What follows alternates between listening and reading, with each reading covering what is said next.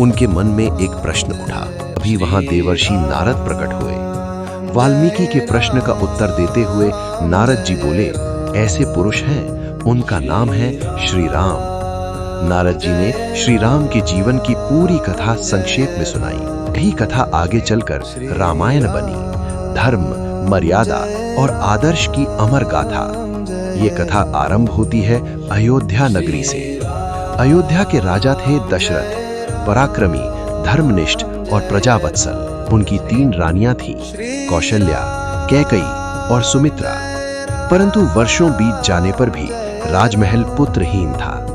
राजा दशरथ ने महर्षि ऋष्यशृंग के निर्देशन में पुत्रेष्टि यज्ञ कराया। यज्ञ की अग्नि से अग्निदेव प्रकट हुए और दिव्य खीर प्रदान की।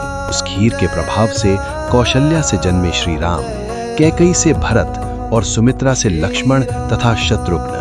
भगवान विष्णु स्वयं धरती पर राम बनकर आए। अयोध्या आनंद से भर उठी। देवताओं ने पुष्प वर्षा की। चारों राजकुमार तेजस्वी, विनम्र और आज्ञाकारी थे। राम शांत और गंभीर स्वभाव के, लक्ष्मण हर समय राम के साथ, भरत त्याग और प्रेम के प्रतीक और शत्रुघ्न सेवा भाव से भरे हुए। समय बीतने के साथ चारों भाई शस्त्र और शास्त्र में निपुण हुए। राम की मर्यादा, उनकी करुणा और संयम सबको आकर्षित करता था।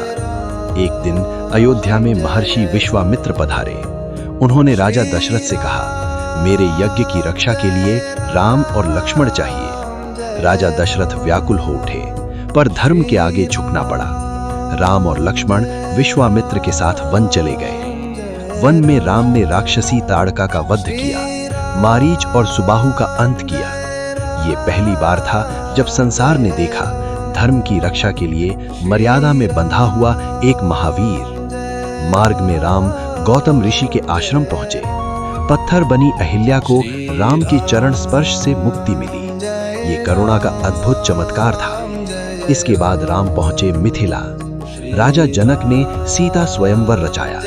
शर्त थी, जो शिव धनुष तोड़ेगा वही सीता का वर बनेगा। अनेक राजा असफल हुए। तब राम आगे बढ़े। उन्होंने सहजता से शिव धनुष उठाया और प्रत्यंचा चढ़ाते ही धनुष टूट गया। सभा जयकारों से गूंज उठी। राम और सीता का विवाह हुआ। लक्ष्मण, भरत और शत्रुघ्न भी विवाह सूत्र में बंधी। वापसी में परशुराम आए और राम की परीक्षा ली। राम की विनम्रता और शक्ति देखकर परशुराम ने उन्हें विष्णु का अवतार मान लिया और नमन किया।